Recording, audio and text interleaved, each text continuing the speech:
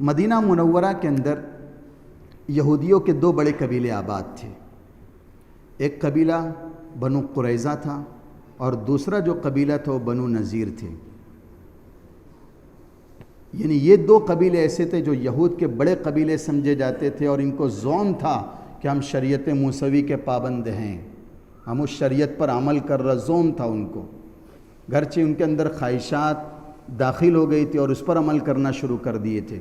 پھر اس کے بعد دو قومیں آباد ہوئی وہاں پر, یمن سے آ کر آباد ہوئی تھی. ایک قوم کا نام تھا اوس اور ایک کا نام تھا خزرج.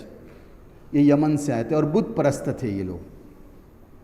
ابھی جو یمن سے آئے تھے یہ بنو قحطانی لوگ تھے. جب عرب کی تاریخ پڑھو گے تو پتہ چلے گا کہ سب سے پہلے جو عربی بولنا شروع کیے وہ بنو قحطانی کا جو فرد تھے, جو ان کے آبا و اجداد میں, انہوں نے سب سے پہلے عربی بولنا شروع کیا تھا. تو یہ دو قبیلے باہر سے آئے یمن سے, اوس و خزرج. اوس اور خزرج جب آپس میں آئے, شروع میں تو مل جل کر رہتے تھے, پھر اس میں آپس میں دشمنی شروع ہو گئی اور یہ دشمنی آگے بڑھتے بڑھتے لڑائی تک کی نوبت آنے لگی. پھر ان کے درمیان لڑائی ہوتی رہتی تھی اور ایک دوسرے کا قتل ہوتا تھا. اب دوستی کی بنا پر بنو قریظہ جو یہودیوں کا ایک قبیلہ تھا وہ اوس کا ساتھ دینے لگا, اور اسی طریقے سے دوسرا جو یہودیوں کا قبیلہ تھا بنو نذیر, یہ خزرج کے حمایتی بن گئے, خزرج کے. اب جب لڑائی ہوتی تھی کیا ہوتا تھا, جہاں اوس و خزرج کے افراد مارے جاتے تھے اور گھر بار چھوڑنے پر وہ مجبور ہوتے تھے, تو یہودیوں کے دونوں قبیلے کے افراد بھی آپس میں مارے جاتے تھے. اور بہت سارے افراد اسی لڑائی کی بنا پر, لڑائی ہوتی تھی اوس و خزرج کی, لیکن ایک دوسرے کا ساتھ دیتے تھے. بنو قریظہ ساتھ دیتے تھے اوس کا, اور اسی طریقے سے بنو نذیر یہ خزرج کا ساتھ دیتے تھے. ایک دوسرے کا ساتھ دینے کی وجہ سے ان دونوں کے افراد بھی, یعنی یہودیوں کے افراد بھی مارے جاتے تھے اور جلا وطن کیے جاتے تھے. اب جب جلا وطن کر دیے جاتے تھے تو غیر قوموں کے ہاتھوں میں جب یہ قیدی بنا لیے جاتے تھے ان کے افراد, تو جب ان کو پتہ چلتا تھا تو یہ فدیہ دے کر چھڑا لیتے تھے اور ان کو آپس میں اس میں اپنے لے کر آ جاتے تھے. جب ان سے کہا جاتا تھا کہ تم کیوں چھڑاتے ہو, تمہاری حرکت کی وجہ سے تو وہ دشمن کے قبضے میں گیا اور ترک وطن یعنی جلا وطن کرنے پر وہ مجبور ہوا, تو کہنے لگتے تھے کہ ہم شریعت موسوی کے پابند ہیں. ہماری شریعت کے اندر حکم دیا گیا ہے کہ جب تم اپنے قیدیوں کو دیکھو کسی کی قید میں, دشمن کے قید میں, تو فدیہ دے کر ان کو چھڑا لیا کرو, فدیہ دے کر ان کو چھڑا لیا کرو. لہٰذا ہم اس حکم کی پابندی کرتے ہیں. جب ان سے کہا جاتا تم یہ کرتے ہو تو تم اپنوں کے مقابلے میں کیوں آئے, تم اپنوں کے مقابلے میں کیوں آئے, جس کی وجہ سے لڑائی ہوئی اور لڑائی کی وجہ سے تمہارا اپنا آدمی گرفتار ہو گیا اور اب اس کو چھڑانے کے لیے تم فدیہ دینے لگے ہو, تو لڑائی نہیں کرتے, پہلے سے ایسے نہیں ہوتے. تو پھر وہاں جواب دیتے کہ یہ اوس و خزرج جو ہے نا یہ ہمارے حلیف ہے, یہ ہمارے ساتھی ہے, ہم ان کی مدد کرنے پر مجبور ہے, یہ ایسے دے دیتے تھے. یعنی اس کا مطلب یہ ہے کہ ان کو 3 باتوں کا حکم دیا گیا تھا. پہلے یہ کہ قتل نہ کرنا, جب ایک دوسرے کا ساتھ دے رہے ہیں, یہاں اوس و خزرج کا ساتھ دے رہے ہیں, تو ان کے اپنے آدمی مارے جا رہے ہیں, ان کے اپنے ہاتھوں بھی یا دوسروں کے ہاتھوں بھی, اور سبب یہی بن رہے ہیں. تو ان کو حکم دیا گیا تھا کہ تم قتال مت کرنا, اور دوسرا حکم دیا گیا تھا ترک وطن مت کرنا, جلا وطن مت کرنا اپنوں کو. تو انہوں نے پہلے دونوں حکموں کو تو نہیں مانا. اب جو تیسرا حکم جو دیا گیا تھا ان کو پابند کیا گیا تھا کہ اپنے قیدیوں کو چھڑا لینا, تو وہ چھڑا لیتے تھے. اور جب ان سے پوچھا جاتا تھا ایسا کیوں کرتے ہو, کہتے ہم شریعت کے پابند ہیں. جب ان سے وہ پہلی 2 باتیں پوچھی جاتی تھی تو دوستی بتلاتے تھے, یارانہ بتلاتے تھے کہ اوس و خزرج کے ہم حلیف ہیں, ان کی مدد کرنے پر ہم مجبور ہیں, اس لیے ہم ایسا کرتے ہیں. تو اس کا مطلب یہ ہے کہ کچھ باتوں پر عمل کرتے تھے اور کچھ کو چھوڑ دیتے تھے. تو قرآن اسی کو بتلا رہا ہے, ثم انتم هؤلاء تقتلون انفسکم وتخرجون فریقا منکم من دیارہم. پھر یہ تم ہی لوگ ہو جو قتل کرتے ہو اپنوں کو, اور تم میں سے ایک گروپ, ایک جماعت جو ہے وہ اپنے لوگوں کو ان کے گھروں سے نکال دیتا ہے. تظاہرون علیہم بالاسم والعدوان, اور تم اپنے لوگوں پر چڑھائی کرتے ہو گناہ کے ذریعے سے اور زیادتی کے ذریعے سے. حقوق اللہ کی بھی پامالی ہوتی ہے اور حقوق العباد کی بھی پامالی ہوتی ہے۔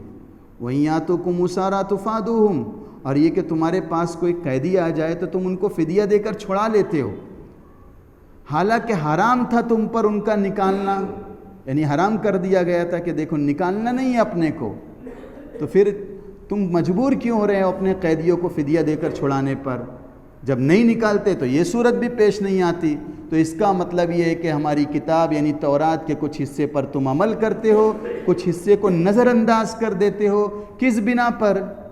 اپنی طبیعت، اور وہاں ایمان بتلاتے تھے، توریت پر اپنے ایمان بتلاتے تھے، اور یہاں اپنی طبیعت ہے اور اپنی دوستی ہے۔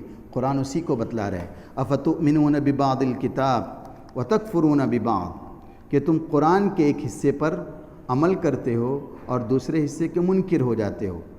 اب کیا ہوا؟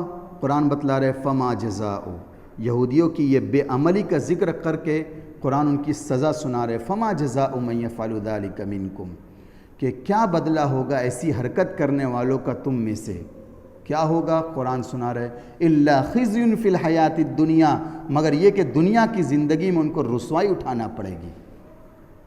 اور کیا ہوگا قیامت کے دن؟ وَيَوْمَ الْقِيَامَةِ يُرَدُّونَ إِلَىٰ أَشَدِّ الْعَذَابِ، اور قیامت کے دن لوٹائے جائیں گے سخت عذاب کی طرف۔ چنانچہ ہوا کیا؟ بنو نذیر مسلمانوں کے ہاتھوں ذلیل ہوئے، اور مدینہ سے وہ خیبر کی طرف نکالے گئے، ذلیل ہو کر نکالے گئے کہ تم کو مدینہ میں نہیں رہنا ہے، جاؤ خیبر میں رہو۔ یہ ہوا دنیا کا ایک عذاب کہ اتنی تمہاری قوم برسوں سے وہاں آباد تھی، اب دیکھو مسلمانوں کے ہاں تو ذلت سے وہاں سے نکل رہے ہیں، خیبر منتقل کر دیے گئے۔ اور حضرت عمر نے آگے جا کر ان کو خیبر سے بھی نکال دیا تھا، در بدر وہ پھرنے لگے تھے۔ اور بنو قریظہ جو تھے، یہ بنو نذیر کا حال ہوا، اور بنو قریظہ جو تھے وہ مسلمانوں کے ہاتھوں مار دیے گئے تھے۔ یہ دنیا کا عذاب ان کو بھگتنا پڑا۔ اور قیامت کے دن کیا بتلا رہے اللہ رب العزت؟ سخت عذاب کی طرف بلائے جائیں گے۔ سب سے پہلے تو وہ ایک طریقے سے کفر کیا۔ کیوں کفر کیا؟ کیونکہ گرچہ وہ ہم پر ایمان رکھتے تھے، ہمیں ایک جانتے تھے، لیکن ان کے سامنے ہمارا جو نبی ہے، نبی محمد صلی اللہ علیہ وسلم، ان کی رسالت کو تسلیم نہیں کرتے۔ وہ کفر ہے ایک طریقے سے، ان کی سزا تو جہنمی ہے، لیکن ان کے بڑوں نے ہمارے حکموں کی خلاف ورزی کی تو اس بنا پر ان کو سخت سزا ملیں گی۔